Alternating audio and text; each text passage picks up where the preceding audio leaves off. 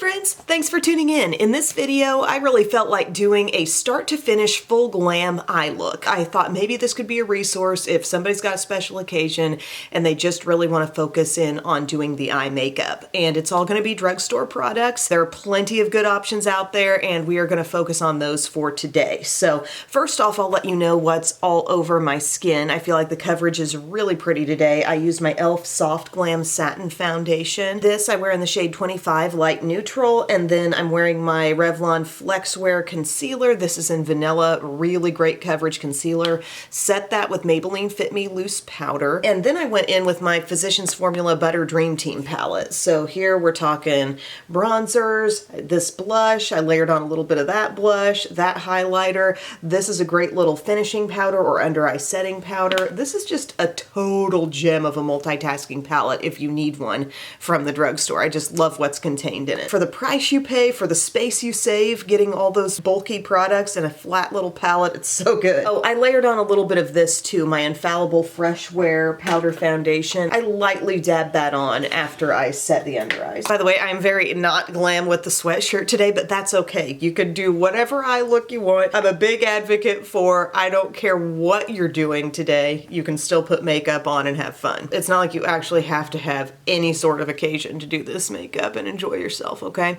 So this is Milani eyeshadow primer and I squeeze out the tiniest bit.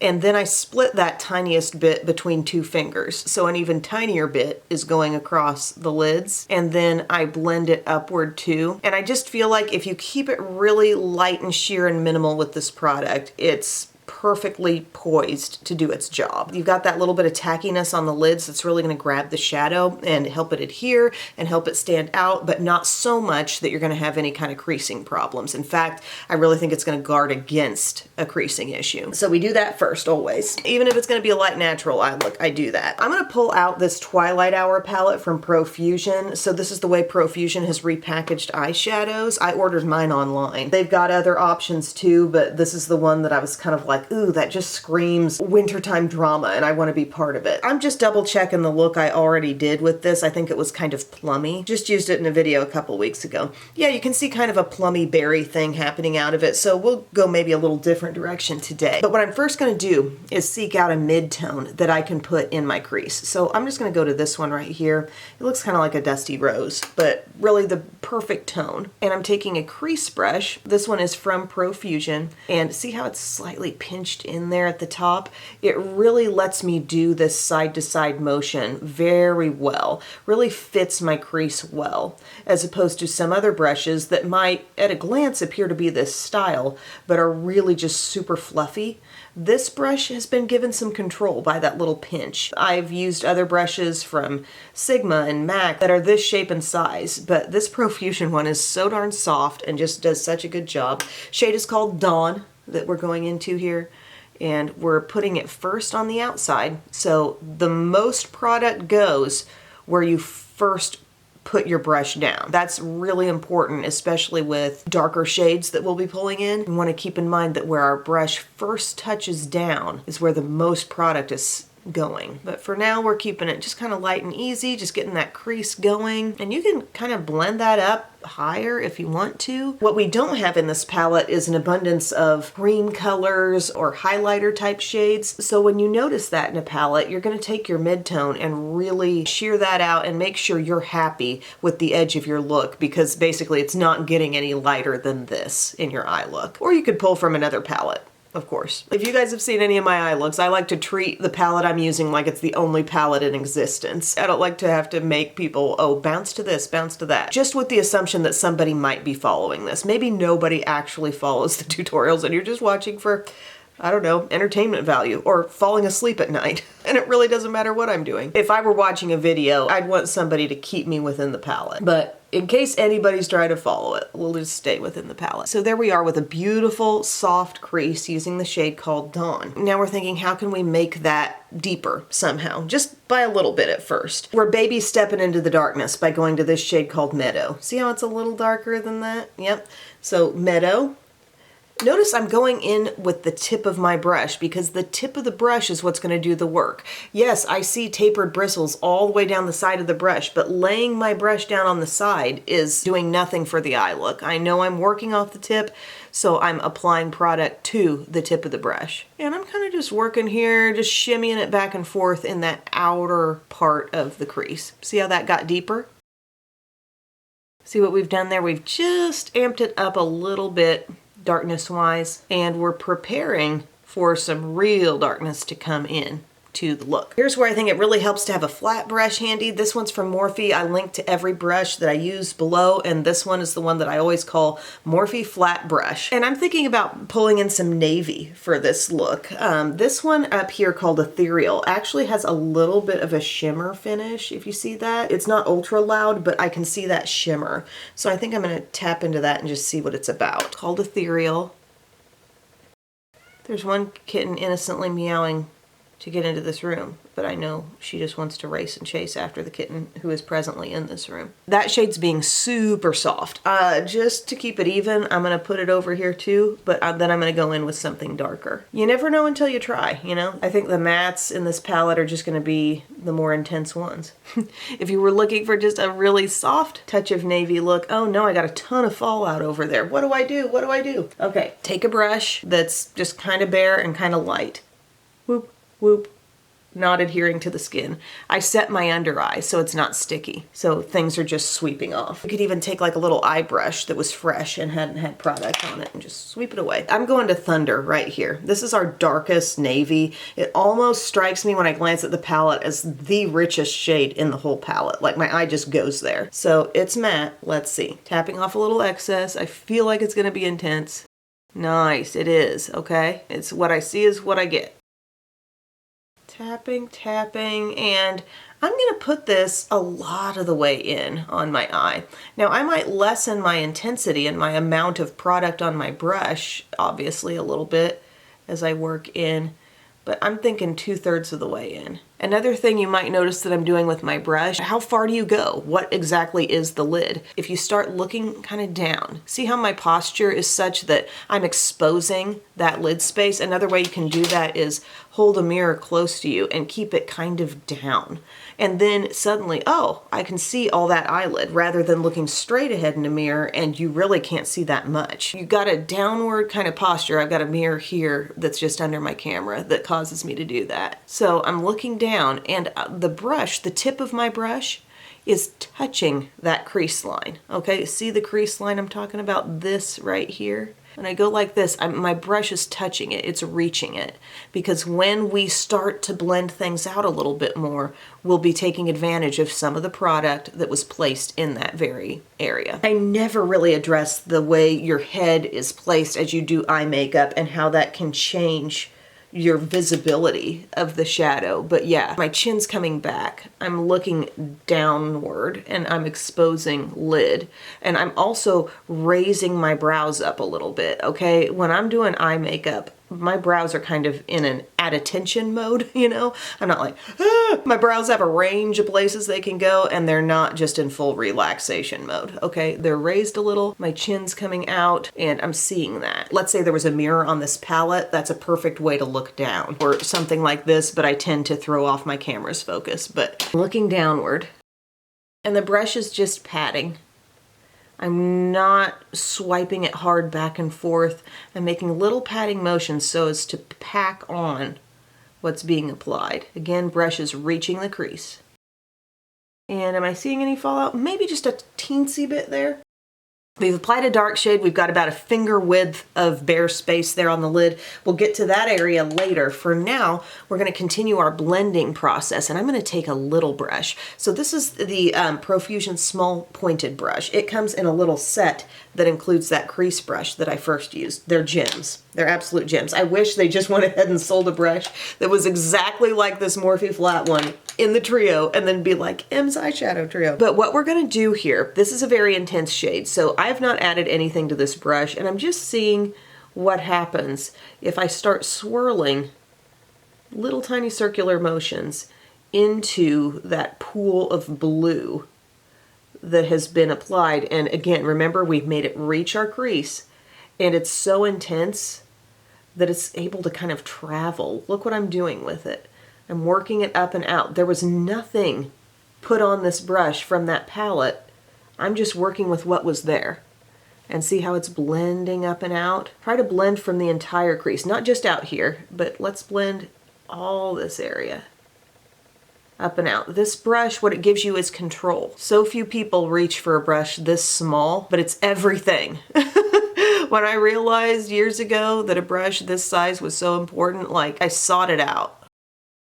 In the crease, just taking what was there and just kind of working it up and away from the lid in an upward kind of direction. Look how smoky and nice. Now, we could come in with something really dark. We could come in with more shadow of that kind or even a different tone from this palette. I'm gonna go with the same shade, just a little bit, onto that small pointed brush so I can shape this even more because, you know, we're going for kind of some drama here. You could do this with any color. You could do this with a dark matte green. You could do this with burgundy, with plum, with black. But look, I'm starting to decide on shaping my look upward even more, letting the shadow come out to play even more. And I'm imagining a line coming here, tip of brow, tip of eye. I don't want it to drop below that line. Otherwise, we start to look droopy. This is a navy shadow. We're so opposite from merging into skin tone. Like a rosy shade, you do this type of thing and it just sort of falls back into skin tone. We are having such an easy time blending a relatively difficult to blend back into skin color here. So I'm loving this. Got it on my brush. Oh, so we're adding a little more product. We're thinking about the shape. Earlier, we were just kind of blending what we could, you know, taking it from where it had been applied, lifting it up, blending it around. Now we've added more so we can get kind of a lifted up shape. The most concentrated application is still on the lid. I'm not touching my lid as I'm doing this. I'm not going down into that. Really enjoying this so far. Now we're thinking, like, what is going to occupy that little finger width area that we left bare? There's a shade in this palette down here in the corner called Moonlight. It seems really glimmery and like it might be really fun just in that small space. So I'm gonna grab another flat brush that's a little smaller than the first one I used to pack on the navy blue. And I list this down below as the Morphe small flat pointed brush. It does come to a little bit of a point, but you could use a sponge tip applicator here as well. It's about the same size. So I'm picking up some of Moonlight. Haven't used this shade before on a brush, so I'm not sure. Okay, she's gonna pick up and lay down well. And it has just kind of a silvery vibe. Oh, what a look for somebody who's got like a navy dress, maybe, that has a little sparkle in it somehow. Oh, it's just twinkling. And I'm not taking that in too far. The most product goes where you first place your brush, so I'm thinking out here toward inner corner, and then it just slowly fizzles, not crossing everything, just the inner part right here. I feel like it's stronger over here, like I might just take my finger to make that a little bit more intense over here. For whatever reason, it just wasn't sticking. But I'm pleased with what's happening on the top part of the eye. Now I need a little bit of that smudginess to come to the lower part too. Small pointed brush, the shade called Thunder, right over here, or Navy.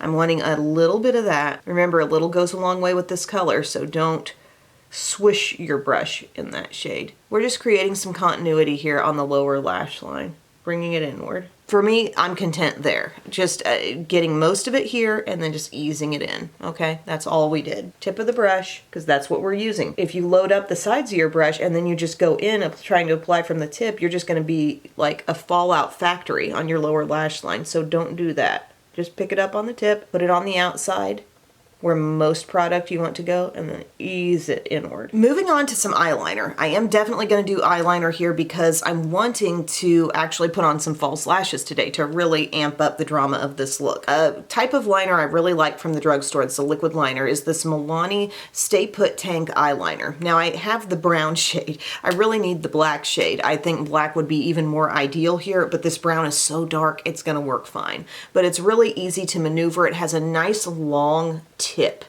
okay, and that tip has the right amount of flexibility for me to make this an easy job, okay? We're going all the way to the inside, and then just sometimes I take it across And I even have a little gap in between the liner and the actual lash line, and that's okay. Think of it as like outlining a picture, and then you go in and get really, really close in to the lash line. So right into the inner corner, really thin, really close as you can get. But if you go slightly above, like I almost always do, then go in and just fill in the blanks, you know? What we don't want is any kind of gap between eyelashes and eyeliner. So it needs to be in close one way or the other, whether your immediate first line is great or you need to come fill in like I am. Now, what if we want to wing it out? We're thinking about lift, not droop. So you could wing and go right off of here. And what would that create? A line going downward. Not helpful for lifting. So I think more off of, I've got this dome and I'm trying to work off of the high point of that. So I'm coming straight out like that. Okay, this is where the line went.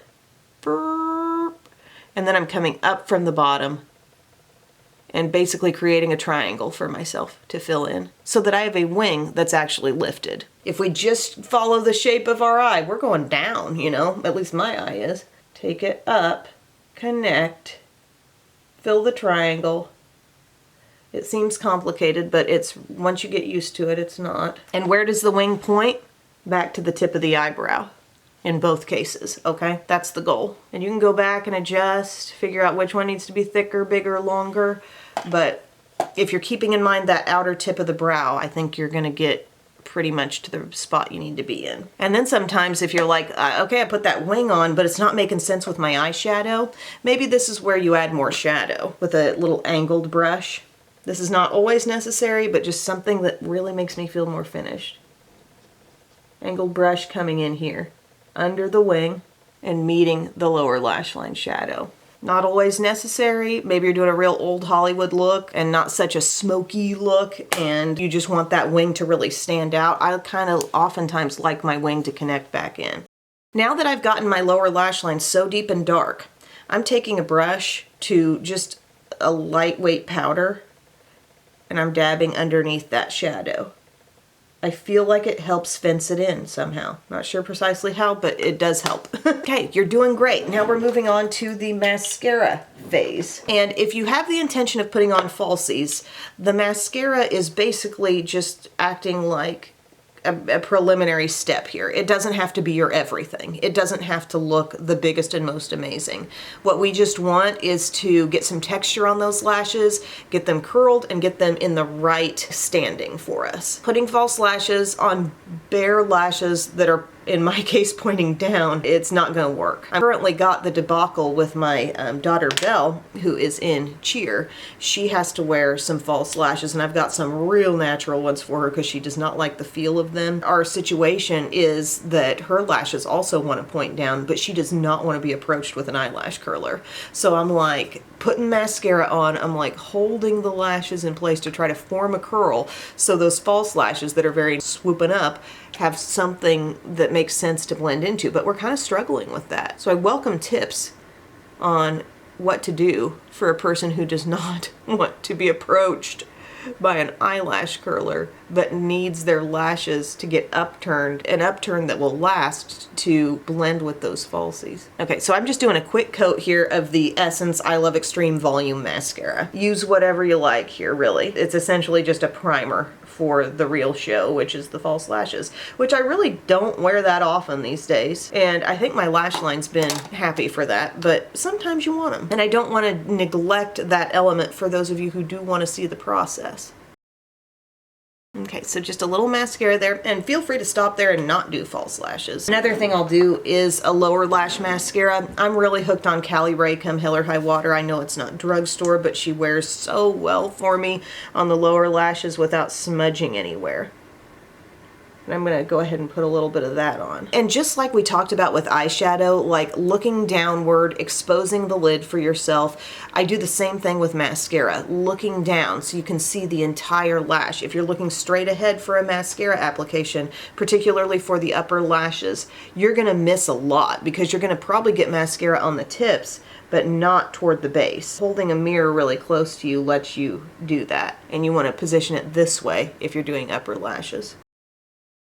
Okay, mascara application done. For the false eyelashes, get you some coffee. Charge yourself up. We're gonna go to a very classic pair that a lot of people are familiar with. These are Ardell Wispies. They're very fluffy lash. They do not appear like they have been chopped all to the same length. You've got some shorter lashes, some longer lashes, but all in all, a trend toward the outer part of being a little bit longer. A little bit longer from about here on out, and a nice taper in toward the inside. As I look at these, I can tell just by looking that they're going to be a little bit longer than I want to have left to right. So we're going to trim. Carefully start to pull, just use your fingernail. I have hardly any fingernail, but it still works. You're going to gently pull that lash from the packaging, okay? Because they've got adhesive on there that's keeping it on the packaging, and so you can just kind of use your fingernail to gently get it going and then pull it off the rest of the way. And then, you see, there is glue. I have a hunch that anytime I've gotten irritated on my eyes, I think my eye is okay with the lash glue, but it's not okay with this packaging adhesive a lot of the time. So remove any visible adhesive there, and you'll be surprised at what comes off that was holding this on the packaging that really I don't think is intended to be on your eye. So we remove that. Okay, we're good. And then we take off the other side, same way. Just loosen with your fingernail, and then you can pull it the rest of the way. And lashes can be reworn many times. Hold on to your little trays and whatnot, because they can be put right back in. Except sometimes you lose them. Sometimes they accidentally make their way straight to the garbage. It happens. Once your glue is picked off, this is the full-size lash. I put that on here and I think, okay, technically, yeah, it's going inner quarter to out here. But something I know is that I don't like feeling lashes getting into that tear duct. I just don't like the way that feels. I don't like blinking and feeling like the lash is entering into an area it was not invited to. So we're gonna trim from the outside, because the inside, like we mentioned before, a little foreshadowing there, it was very thoughtfully tapered, okay? That's tapered to be on the innermost part. So we'll let go of a couple of these longer segments here. So you need a little pair of scissors, and I'm gonna take off like 1.5 little segments off the outside. This is just an example for my eye. Maybe you've got bigger eyes, but I took off that much, and I'm left with something that when I put glue on it and I lay it down here, it's gonna leave like a finger width on the inside and still make complete and total sense with the lash line. Got it? So those little tapered lashes are gonna fade right in the way they should, because we didn't take those off. We're taking from the longer abundance of length on the outside. Couple little segments will do it. Then you get you some lash glue. I like this kind from Ioni, the everlasting lash glue from Dollar Tree. It's $1.25 and it works so well, and it is not irritating to me, and I'm able to get away with using this even after having sensitivity issues on my lash line. It comes with a wand applicator, and yes, it looks white.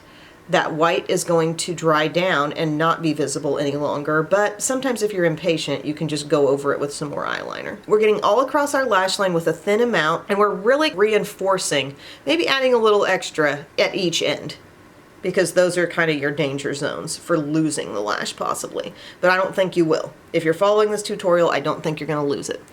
All right, so the glue is on. What are we not going to do? We're not going to immediately put that on our lash line. The glue is wet. The lash will not want to stay. You're just going to fight with it. So we're going to just hang out and let this be on here for 45 seconds or so. We're giving it some time to get tacky, so when you put it on the eye, it actually wants to stick. And our guideline is our eyeliner. That's where I like to place the lashes. I don't want them literally on my eyelashes. I don't like that feeling. You really feel the lashes, they feel heavy, they feel droopy. We want it on the eyeliner. So that eyeliner step is very important as a precursor to falsies. But I'm lining it up. I've got my fingers gripping the lash in the middle. And now my fingers are going to align with the middle of my eye, okay?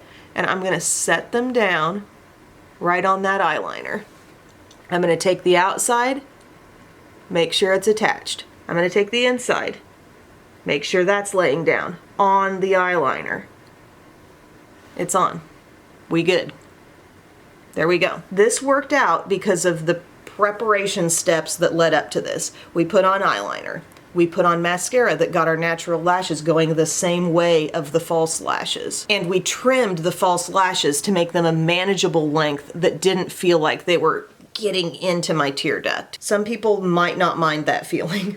I do mind that feeling. So again, glue all across a thin amount, but reinforce, meaning add maybe just a little extra on the inner and outer corners. Otherwise, just a thin swipe of that glue. Don't think that more is better. More will kind of just goop you up and create a longer wait on the drying time. I'm already feeling like it's drying well over there. And after this really gets dry, after it's been on there for a period of minutes, you reapproach the eye with some mascara, and this is like your final bond of the two, okay? The glue is getting tacky. I am holding that lash in the middle of the strip, and then I'm gonna align that with the middle of my eye. Put it on your eyeliner, let go, come over, push down the outside, push down the inside. Don't just assume that it's making contact with your skin. You have to actually touch it and like tap it gently, but make sure it's there. Good, we're aligned. Now let's say you're impatient, maybe you're just in a rush. If you're still seeing white and you don't want to see it anymore, you can take your liner pen and just go over it. It will eventually dry, but if you're just like, no, I'm not waiting, you could go over it with your liner pen. You're like, doesn't that gunk up your liner pen? Somehow, not really. But this eye, it's been on there for a little bit, so I just take a little bit of mascara, not applying it in the same mode I normally would. I do like a little press toward the base. If you want to keep taking it up through the lash, you can, but mainly we're pressing up at the base. A little premature to do it over here, but I got my mascara out. Pressing. We're not applying mascara for volume, we're applying mascara for bonding, okay? And I have a really detailed false lash tutorial. This felt detailed, but talking about removing them, cleaning them, like anything you need to know, I will link to that too if you're like, okay, I just want more info on the whole process. If you feel like somehow the lash application got a little droopy, you can blink down onto your finger a little bit and kind of set it all up. Make sure they're really drying upright, not downward, okay? I'm gonna do my lip and I'll be right back. So here is our finished look, friends. That eye look start to finish. Let me know if you have any questions down below. I really tried to cover all parts of the process in detail for somebody who is maybe new to doing it. But on my lips, I went with pretty much a nude lip. I'm wearing the e.l.f. Cream Glide lip liner in Baddest Beige and then the Milani Keep It Full lip gloss in Luminoso over top of that. So some shine, but not really fighting for attention with the eye. And then I did apply a little more blush from my Physicians Formula palette. I just went into the heart of this shade right here and used that on my cheeks. And that's it, guys. Thank you so much for your time. I hope this was useful and I will see you again very soon. I love you. Bye.